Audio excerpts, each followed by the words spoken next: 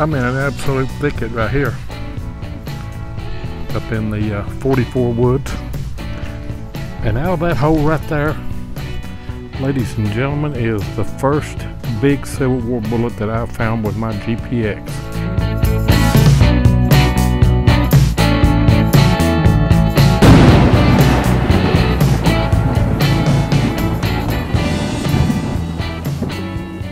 Trying something new in the 44 woods. It's a spot in the Civil War camp that's in the woods.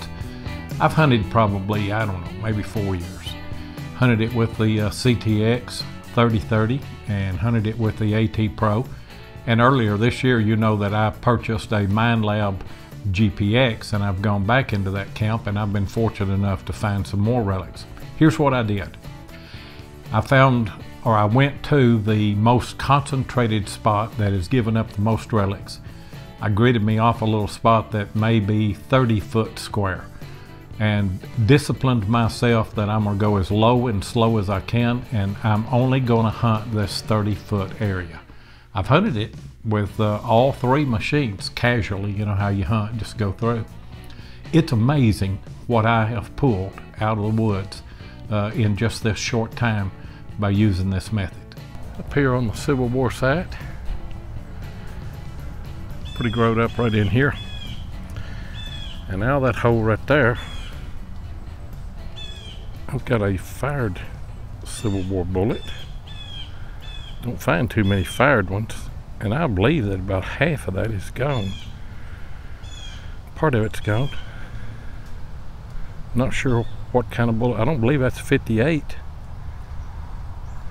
I'm not sure what that is. I'll take it though. This was a very clean high tone. It's the top off of or the back end off of a Gallagher case. We find a lot of those up here on this part of the Civil War site. I'm in an absolute thicket right here, up in the 44 woods. And out of that hole right there, ladies and gentlemen, is the first big Civil War bullet that I found with my GPX. I found a bunch of 44s and I found a bunch of round balls. This is a Gallagher, a few Gallaghers up here. I was beginning to wonder if I would even know what a big bullet sounded like. Maybe I was missing them. But I could tell this bullet. I could tell it was something good. I dug a Gallagher case just down below this that was pretty deep, about 12 or 14 inches. Just barely getting a tone on it. I was getting a fair tone on this, but after I took the plug or the top off of the plug, it really sounded good. I'm gonna put that one up. That's a keeper there. I'm not used to finding 44s up this high on this camp, but out of that hole up under all of those roots, I got another 44 coat. I'll take it. We had a couple of good rains since I've been here, and out of that hole right there, I've got a little 31 buckball right here. Sounded good. Another artifact from the Civil War. I'll do a shout out today to my good buddy Josh Kimmel. You see his YouTube channel there on your screen, Ohio Metal Detecting. But here is his Spreaker channel as well, Beyond Sight and Sound. Go check this guy out. He is amazing. He has done so much for the hobby of metal detecting, has been so much of an influence on so many people. And I know you're going to love his radio broadcast every Sunday night and every Wednesday night at 8 p.m. Central or Eastern Time. And you'll also love his YouTube channel. So go check out Josh Kimmel, Beyond Sight and Sound, and Ohio Metal Detecting. And be sure and tell him that Seven and Tennessee Jeff sent you. I got right up next to this cedar tree right here. I had a good tone coming in there. And It's a Gallagher. Can't tell if it's been fired or just a drop. I think it's probably just a drop. That's a great find this morning. I'll take a whole sack full of those. I just found that Gallagher beside this cedar tree right there, and I just moved down below and I've got another Gallagher here. Can't tell if it's been fired or not. I think it's probably just a drop. I'm gonna hunt real slow right in through here. This is a bullet tree. Found the first Gallagher right there. Found the second Gallagher right there. And then I'm on the back side of it here. And I've got a Colt 44. Yeah, I'm gonna hunt around here. Old tree, I'd say lightning hit it, probably. But out of that, up under this log right here, and you can see it coming down right there, I've got an eagle cuff button. It's not in the best of shape, but it does still have the shank. Shank has been over. I'll have to get it in and get it cleaned up. It's a little bit brittle right there on the edge, so I don't want to do too much here in the field. Probably general service. Great find. I'm still around this little tree. I found the first Gallagher right there, second Gallagher right there, 44 right there, and I've just been kind of working in a circle. And I've got a belt adjuster or strap adjuster for a musket. I believe it's what that is.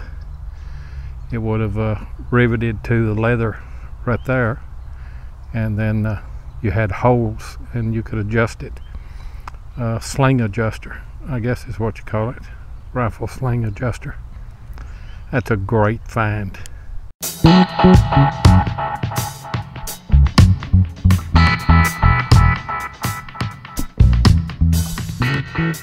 My research on this piece indicates that it could have been a belt adjuster for either of two Union Civil War items: a sword belt shoulder strap adjuster or a rifle sling adjuster. They both seem to use the same style brass piece. The M1851 model sword belt shoulder strap was equipped with 3 holes to rivet the brass adjuster to the leather strap, but I found that later models use the 2-hole inline model, such as this one that I found. The sword or saber belt was equipped with a shoulder strap to help evenly distribute the weight of the sword or saber, which could weigh from 3.5 to 4 pounds. Without the shoulder strap, the weight of the sword would pull the belt down on the left side. The shoulder strap prevented this.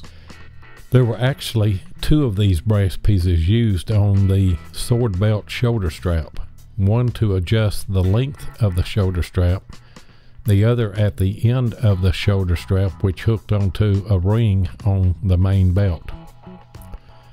The rifle musket sling also used one of these adjusters to enable the soldier to adjust the length of the strap. All of these that I researched also had the 2-hole inline adjusters. Regardless of how or where this adjuster was used, it's a great Civil War find. And it's a piece that I would have never found if I hadn't disciplined myself to grid a limited area and hunt really, really slow. Then I go out into the field to another spot where relics were concentrated, where we found several there. I go low and I go slow in a 30-foot square area there that I would have almost guaranteed was hunted out. But I want you to look at how many round balls that I find in this little 30-foot section. There's a nice 36 round ball that has been fired in the conflict between the North and the South. I'm up in the iron infested part of the camp right now, And now that hole right there, I've got another fired 36. Sounded good. I dug a few nails, but that's a good find. Out of that hole right there, pretty good hole. I've got a 36 round ball right here. Looks like it's been fired.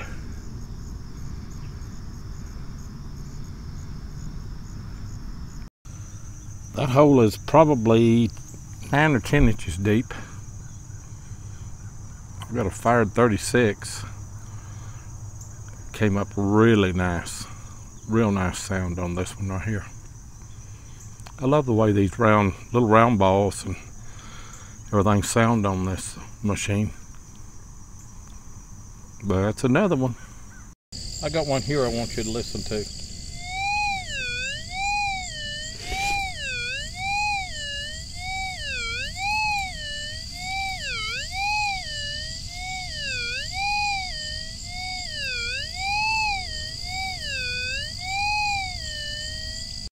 Well, out of that hole right there, I got another nice 36. Can't tell if I think it's been fired too. Pretty sure it has. Looks it. Man, this place is loaded with these. I told you, place is laying full of them right here. That's another 36. It's not fired, I don't think. I think it's a drop. That's another Civil War relic right there. I got one out of that hole. It's a nice little 31. And I think still got the mold marks around it. Still got a little sprue right there. That one has not been fired. It's just been poured here. That's a good find right there. Pretty little buck ball. I know that it would be a lot more exciting if these were 69 mini balls or box plates or something. That is a 31 caliber buck ball fired in the American Civil War. It is a historical relic that has a place in the history of our country, just like those finds that we really want to find, you know, but doesn't diminish from this at all. So I'll take all of them that I can find before they're lost forever. So you can use this on spots that you have hunted. You just got to learn to slow down. You just have to go as slow as you can and keep that coil right on the ground and just keep circling around in that little area there. And I'll almost guarantee you that you're going to find something else that you've bypassed with your normal hunting method. So I hope this helped.